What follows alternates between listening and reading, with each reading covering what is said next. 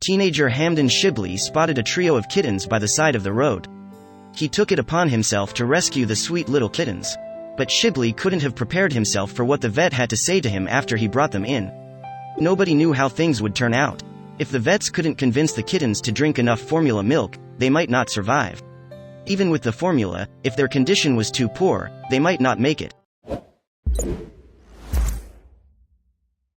Cats are a very common sight in many parts of the world, but some cats are rarer than others. When a teenager found a trio of unusual-looking kittens by the side of the road, he was completely unprepared for what he'd discovered. Hamdan Shibli is a teenager living in Israel. Like many teens, he documents a lot of his life on social media, which is how he managed to find a very unexpected discovery. One day, Shibli noticed something unusual on the side of a busy road. In spite of himself, his curiosity got the better of him, and he stopped to get a closer look. Nestled in the shrubs by the roadside were 3 tiny kittens. Shibli thought this was strange, as he couldn't spot their mother nearby. Plus, they didn't look like typical house cats. These cats' markings looked very strange. Their large ears and stripes suggested that they might not be ordinary cats at all. Shibli took a few photos to ask his friends online whether anyone recognized this breed. Concerned for their safety, Shibli picked up the cats and moved them further away from the road. If their mother was out there somewhere, she'd still be able to find them, but they'd be better off waiting a little further from the traffic. Shibli's friends agreed that these didn't look like regular cats. When he returned to the spot and discovered that they were still there, he knew he had to do something to help them. Up close, Shibli realized that these cats were in worse shape than he'd realized. They were malnourished and covered in parasites, and one kitten kept shaking uncontrollably. He knew they needed serious medical attention, and fast. Shibli took the cats to a vet, who immediately began treating them. Because of their condition, nobody was sure whether or not they would survive. Sadly, the kitten that had been shaking didn't survive. 2 days after Shibli retrieved it from the side of the road, it died. Now, the fight to keep the other 2 cats alive felt even more serious. In spite of the cats' poor health, the vets worked tirelessly to try and stabilize them. Shibli visited regularly to check in on them, but there wasn't much he could do except wait. The cats were just 5 weeks old, and required milk from their mother to survive. In the absence of appropriate cat milk, the vets fed the kittens a special formula mix to try and help them grow bigger and stronger. Nobody knew how things would turn out. If the vets couldn't convince the kittens to drink enough formula milk, they might not survive. Even with the formula, if their condition was too poor, they might not make it. Thankfully, the 2 remaining kittens were able to pull through. Bit by bit, they got stronger and more comfortable drinking formula milk. They began to put on weight and seemed to be on the mend. Before long, the kittens grew big enough to eat meat. This was an important step, as it meant that they were learning to feed themselves. But the vet had a big surprise for Shibli. It turned out that he'd been right, these were no ordinary kittens. While they looked like house cats, they were something far more rare. The kittens were jungle cats, an endangered species that had been having a really rough time recently. They're often mistaken for the similar lynx, but their numbers are in far greater decline. Jungle cats are a protected species with a global population of around just 600. In spite of this, many farmers treat them as pests, shooting them on sight if they come looking for a meal. Even people who try to look after the cats are hurting their populations. Like Shibli, many humans find wild jungle cats and assume at first that they're house cats. But unlike Shibli, these humans don't necessarily act with the cat's best intentions in mind. Jungle cats can be costly to feed. Many people who domesticate them as house pets then get frustrated with their constant need for food, and eventually set them loose into the wild. Sadly, unable to fend for themselves, these cats often don't survive. Thankfully, Shibli's cats are getting the care and attention they deserve. Once they grew big enough, they were transferred to the Jerusalem Biblical Zoo, where they were placed in a specialized enclosure. The cats were set up with a special camera array to monitor their progress, in order to limit their contact with humans. The keepers set up a plan to return them to the wild, once they grew big enough to fend for themselves.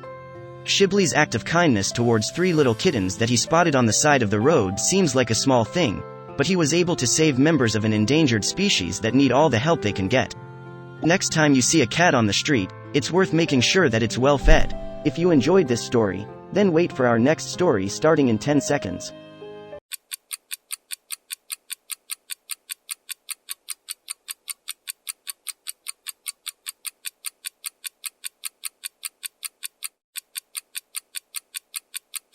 During this hunting trip, Tompkins came upon a terrifying sight: his beloved dog Max gripped in the headlock of a kangaroo. Marco Festa Bianchi, a National Geographic explorer who studies kangaroos, stated succinctly that Tompkins was in danger of disembowelment. He was in danger, but Tompkins either didn't know or didn't care. He knew what he had to do. This is a typical scene from the Taronga Western Plains Zoo, known affectionately as the Dubbo Zoo, in Australia. It's a place for peaceful observation of animals. A place that ostensibly finds the utmost in professional caretakers and zoologists. Yet in June 2016, one employee of this zoo performed a violent act against an animal in the wild, igniting a firestorm of controversy. When kangaroos fight each other in nature, they fight viciously, standing on their hind legs and punching each other with a set of claws. As such, the image of a boxing kangaroo became a national symbol for Australia. Regrettably, this fighting spirit often moved from symbolic to literal, as humans boxed unwitting kangaroos for sport and entertainment. All of these factors came into play in the story of Greg Tompkins. Tompkins, pictured here on the far right, worked as a zookeeper at the aforementioned Taronga Western Plains Zoo. Animals were a big part of his life. He belonged to the Australian Pig Doggers and Hunters Association. Here, his dog Max poses with pride at a high jumping contest. In the summer of 2016, in New South Wales, Tompkins took a group of human friends, and his pup friend Max, on a boar hunting trip. This trip was particularly special for the person on Tolkien's right in this photo. That man was Kylam Barwick, a 19-year-old suffering from Ewing sarcoma, a rare form of bone cancer most commonly seen in children and adolescents. Barwick and his girlfriend, Brandy Wadwell, pictured here, had set up a GoFundMe to help offset medical bills. Tompkins set up the hunting trip in part to lift his spirits. During this hunting trip, Tompkins came upon a terrifying sight: his beloved dog Max gripped in the headlock of a kangaroo. Marco Festa Bianchi, a National Geographic explorer who studies kangaroos, stated succinctly that Tompkins was in danger of disembowelment. He was in danger, but Tompkins either didn't know or didn't care. He knew what he had to do. He punched the kangaroo square in the face, effectively saving Max. As far as is known, this was the end of Tompkins and the kangaroo's quarrel. There's people on social media saying, "I know men like that. I bet they killed it afterwards, but that's just ridiculous," said one of Tompkins' hunting friends. He only threw the punch to redirect the animal, and afterwards there were a few nervous and relieved laughs, and then we just went on with getting Kylam a tunner. As video of Tompkins punching the kangaroo went viral, reactions were swift and intense. PETA Australia condemned both Tompkins' punch and the initial hunting expedition itself. The animal rights organization stated in a Facebook post, "Punching a kangaroo in the face is neither brave nor funny. It's illegal, as is harassing native wildlife with dogs." Due to personal threats from internet users, Tompkins became afraid to leave his house. "It made me sick," said Tompkins' hunting partner. "When people were wishing this family man and dog died, when the kangaroo wasn't even hurt." Other cultural reactions were more tongue-in-cheek, including this graffiti tribute. Unfortunately, Barwick, whom Tompkins had planned the trip for, succumbed to the disease on deck. 2016. A few days earlier, on November 27, Barwick and Wadwell got married in Barwick's hospital room. On his GoFundMe page, Wadwell marveled at how little the amount of pain Barwick experienced seemed to affect his positive attitude. What do you think? Check out the video of Tompkins punching the kangaroo and decide for yourself. Did Tompkins do his duty protecting his dog, or did he go too far when he attacked the kangaroo? Tompkins is not the only person to try and fight an animal out of protective instincts. An unnamed woman in Liberty, Texas, found a large snake crawling near her home. She decided to douse it in gasoline and set it ablaze. Unfortunately, she also set her house ablaze. "She just didn't like snakes, I guess," said Liberty Fire Chief David Wesselhoft.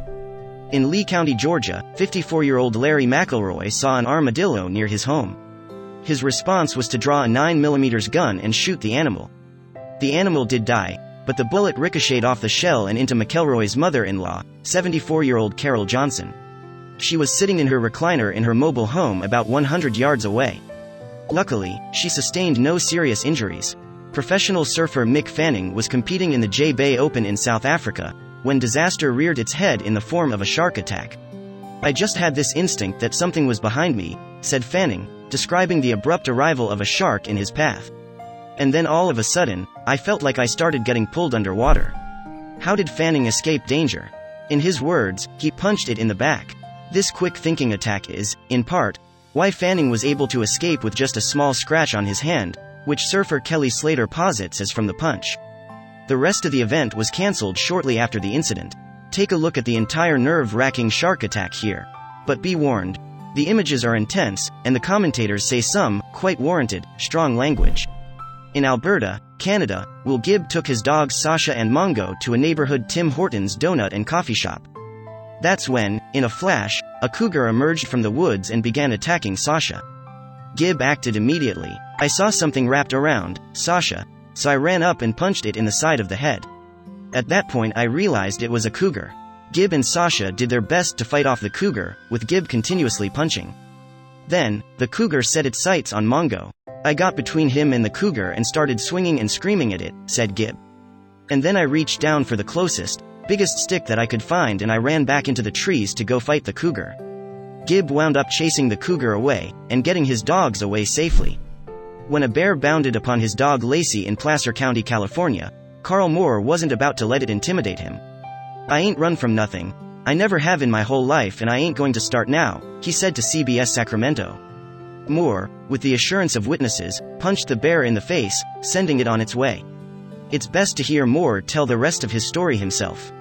He's a charismatic figure, shading his experience with braggadocious turns of phrases.